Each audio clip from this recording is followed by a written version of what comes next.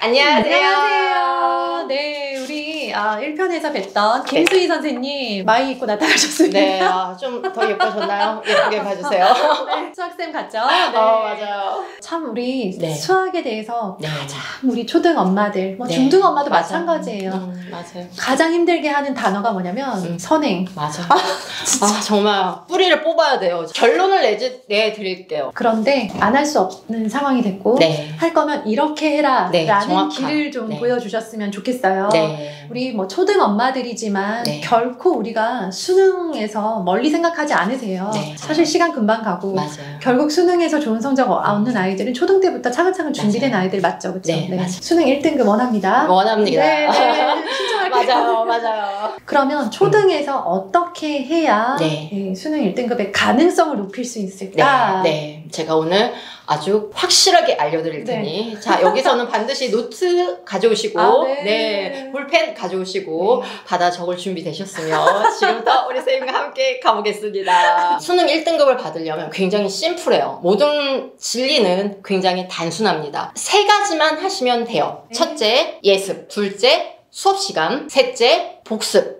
이 세 가지 머릿속에 반드시 기억하세요. 자, 예습부터 말씀을 드릴게요. 네. 예습하면 이제 우리 어머니들 마음속에 선행이라고 하는 게 누구나 이제 떠오르게 되는데 2015 개정 교육과정이 되면서 예전에 수학 단원에 있었던 뭐 행렬이라든가 어려웠던 내용들이 대폭 다 빠졌어요. 고등학교. 네, 고등학교. 네. 수능에 나오는 고등학교 수학 내용들이 굉장히 양이 축소되다 보니까 예전에는 사실 현실적으로 그 많은 양을 아이들이 고등학교에 가서 공부를 하기가 힘들었어요. 그래서 시작된 선행의 관습이 교육과정이 개정됐음에도 불구하고 여전히 해야 된다라고 말씀들을 하세요. 하지만 시대가 바뀌었어요. 이제는 고등학교 때 가서 해도 충분하고 지금 미리 달리지 않아도 충분히 중학교, 고등학교 차근차근 해 나가는 학생들이 더 유리한 그러한 수능 시대가 된 거죠. 초등학교 어머님들이라면 한 학기 예습 필요해요. 왜냐면 예습을 하는 목표는 뭐냐면 아이가 수업 시간에 선생님이 하는 말을 잘 이해하기 위해서 알아들어라.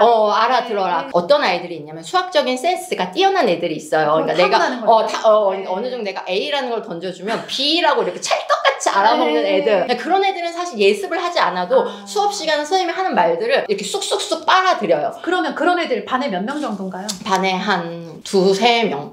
많으면 두세 명. 그러니까 적을 때는 뭐 한 명. 근데 한두 명씩은 제가 본 것 같아요. 이런 친구들은 사실은 어찌 보면 예습이 그 수업 시간에 대한 어떤 설레임, 기대를 망치는 수도 있기 때문에 안 하는 게 더 유리할 수도 있는데 거의 대부분의 학생들, 그냥 우리 평범한 저희 같은 학생들은 예습은 필요하다라고 생각해요. 근데 많은 예습하지 않으셔도 되고 아이가 한 학기, 만약에 내가 지금 뭐 2학년이다 그러면 2학년 여름방학 때 2학년 2학기 거 예습해주고 나중에 고등학교 2학년 때 기출문제를 풀 수 있는 정도의 수준, 그렇게 되면 충분히 수능 시험을 보는데 1등급을 받는데 전혀 문제가 되지 않는다라고 하는 체계적인 루트를 이제 제가 알려드리고 있는데 그런 시스템으로 우리 아이들이 따라간다라고 했을 때 충분하다, 방학 때. 그러면 선생님 아까 말씀하셨던 수감각이 있는 한둘 세 명 정도 되는 아이들은 혹시 선행을 해서 완전 만점에 도전해보는 전략은 어떤가요? 그것도 저는 굉장히 추천해요. 2, 3년 정도 해서 정말 올림피아드도 이렇게 도전해보고 그리고 우리나라의 수학을 이끌어 나갈 분명히 브레인들이 필요한 시대거든요. 한 애들은 해야 돼요. 맞아요. 지금 분위기가 선행 안 하면 수능 1등급은 기대하면 안 되는 걸로 완전 국룰이 돼버렸어요. 맞아요. 제가 사실 우리나라 교육과정을 보면서 이제 가장 안타깝고 그게 또 이제 진도적인 문제 때문에 어쩔 수 없는 현실적인 문제인데 너무 많아요. 맞아요. 양도 많고 양이 너무 많아요. 맞아요. 그러다 보니까 우리 아이들이 마음껏 그 개념과 뛰어놀 수 있는 특히 초등학생들이 그런 개념들을 부딪힐 수 있는 시간들이 부족하다. 그래서 사실은 그 교과서에 나와 있는 어떤 다양한 체험들, 활동들을 학교에서 해주면 좋은데 못하는 경우들도 많고 그리고 이제 또 넘어가는 경우들도 많다 보니까 어떤 교과서에 나와 있는 활동이라든가 아니면 이제 저 같은 경우에는 수학 관련돼 가지고 아이와 할 수 있는 다양한 어떤 실생활 선행들을 같이 이제 하게 되는데 예를 들어서 피타고라스 정리가 중등 때 배우지만 우리가 초등 때 색종이를 오려보면서 피타고라스 정리의 활동을 한번 해보면 그 친구들은 나중에 중학교 때 가서 피타고라스 피타고라스 정리 수업을 들을 때 이게 수학 속의 피타고라스 정리가 아니라 내가 직접 만져봤던 피타고라스 정리인 거죠. 이게 바로 진정한 수학 머리를 키워주는 개념 이해가 달라요. 받아들이는 거죠. 그래서 우리 아이들한테 진짜 해줘야 되는 선행은 네. 일상 속에서 이 수학이 어떻게 쓰이는지, 아까도 잠깐 말씀드렸지만 뭐 피자가 있다 그럼 물론 분수도 하지만 그 피자의 어떤 원의 넓이를 직접 구해보고 원주를 직접 한번 재보고 이러면서 이게 그냥 반지름 곱하기 반지름 곱하기 3.14가 아니라 이거 진짜 원의 넓이 어떻게 구하지? 아이랑 같이 생각해보는 시간, 그 시간이 우리 초등학생들이 마음껏 누려야 되는 진짜 선행이 아닐까, 이런 생각들을 하게 됩니다.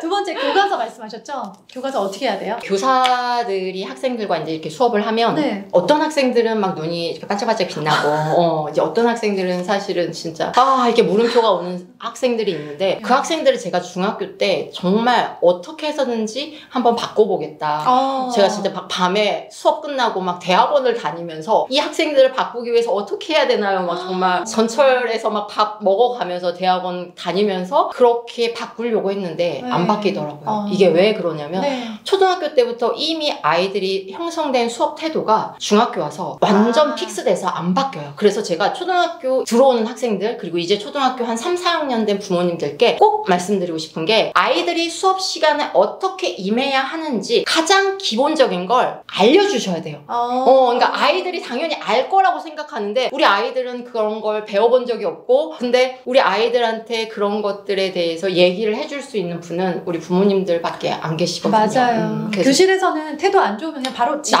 맞아요. 똑바로 앉아, 똑바로 앉아. 이거거든요. 맞아요. 그러니까 앉혀놓고 왜 그래야 되는지, 그게 얼마나 중요한지를 말해줄 수 있는 사람은 부모님. 맞아요. 그래서 그 태도가 고3까지 가죠. 가요. 맞아요. 아니면 대학교까지 가요. 맞아요. 안 바뀌어요. 아니면 평생 가요. 네 말이요. 그러니까요. 진짜 너무 공감. 그래서 첫째, 아이가 학교에 갈 때 뭐 친구랑 사이좋게 지냈니? 뭐 선생님 말씀 잘 들었니? 이거보다 선생님하고 눈을 맞추는 걸 떼지 말아줘. 너가 계속 주목하라는 계속 봐. 선생님과 눈 맞춤을 하는 것만큼 우리 아이에게 집중력을 주고 우리 아이의 그 수업 시간을 행복하게 해줄 수 있는 그러한 포인트는 없거든요. 네. 근데 요거 하나면 여러 가지가 잡힐 것 같아요. 맞아요. 눈을 잘 마주치면 맞아요. 자세가 이렇게 되면서 눈을 마주칠 수가 없거든요. 맞아요. 제 말이요. 그냥 이제 허리가 펴지고 맞아요. 흐트러지지 않은 상태에서 선생님만 따라다니면 되거든요. 맞아요. 그래서 저는 딸이 학교에 갔다 오면 오늘 쌤하고 눈 맞춤 잘했어. 이렇게 물어보거든요. 중요한 거 왜 인제 알려주세요? 그러게요. 눈 맞춤 기억하세요? 맞아요. 눈 맞춤. 그 다음에 이제 두 번째는 선생님이 이제 저도 수업을 하면서 애들한테 오늘 이거는 어디 배울 차례지? 라고 물어보면 대답하는 아이들이 있어요. 그런데 제가 전체에게 물어보면 그 전체 학생들 중에 대답하는 아이들은 몇 명이 없는데 꼭 알려주셔야 되는 게, 선생님이 전체에게 물어본다는 건 늘 항상 너한테 물어보는 거란다. 너가 대답하지 않으면 이 수업 시간은 흘러가지 않는단다. 그게 너가 모르겠으면 모른다라고 대답해야 되고 알겠으면 너가 아는 것들을 적극적으로 표현할 수 있어야지만 그게 진짜 수업의 기본적인 태도란다. 초등 어머님들 조금 이해가 안 되실 수도 있는데 중고등 수업은 무조건 어디 할 차례야. 맞아요. 이걸로 시작을 하더라고요. 맞아요. 저도 맞아요. 바로. 네, 그냥 그게 인사예요. 맞아요. 네. 어디 할 차례지? 맞아요. 친절하지 않아요. 초등학교 선생님들처럼. 초등학교 선생님들은 본인이 진도를 기억하고 있기 때문에 맞아요. 어디 할 차례냐고 안 물어보세요. 맞아요. 근데 중학교는 딱 반이 너무 많으니까 너무 헷갈려요. 반마다 진도가 다 다르고 그러다 보니까 정말 일부 아이들이 대답하는 모습을 저도 많이 봤거든요. 맞아요. 네. 눈 맞추는 그 애들이 어. 어디 배울 차례인지 대답하는 알아요. 걔네들이에요. 맞아요. 늘 항상 수업에 임할 때 너는 오른손에 연필을 잡고 있어야 되고, 선생님이 묻는 말 대답하면서 중요한 것들은 별표 치고, 혹시나 하다가 모르는 게 있으면 Q자 해, 퀘스천 했다가 나중에 이제 복습할 때 한번 다시 보고, 선생님이 시험 문제 나온다라고 하는 건 빨간색으로 별표 치고 시험, 이런 식으로 써야 된다는 걸 알려줘야 돼요. 왜냐면 우리 아이들 몰라요. 그래서 이런 가장 기본적인 것들을 우리 아이들이 몰라서 실천하지 못하고 그게 중등, 고등까지 습관으로 고착화되다 보니까 제가 우리 초등 아이들에게 꼭 알려주고 싶다. 그다음 마지막으로 복습 어떻게 해야 되나요? 복습.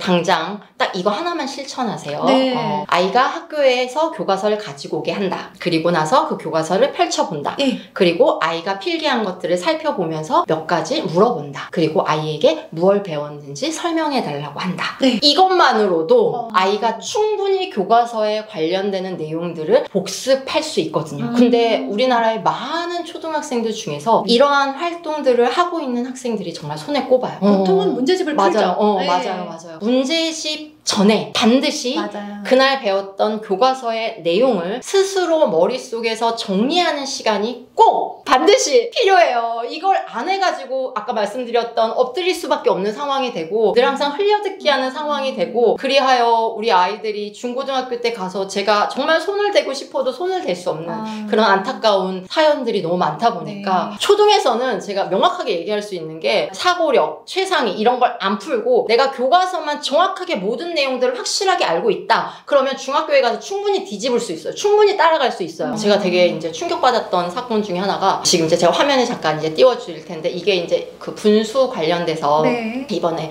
서울시 교육청 영재교육원에서 출제됐던 문제인데, 이번에 이제 4학년 학생들, 지금 영재 수업 받는 학생들 대상으로 교과서에 있는 문제를 그대로 출제했는데도 불구하고 거의 절반 이상의 학생들이 틀려서, 그래서 이 문제에서 영재와 영재가 아닌 학생들이 판가름이 된 거죠.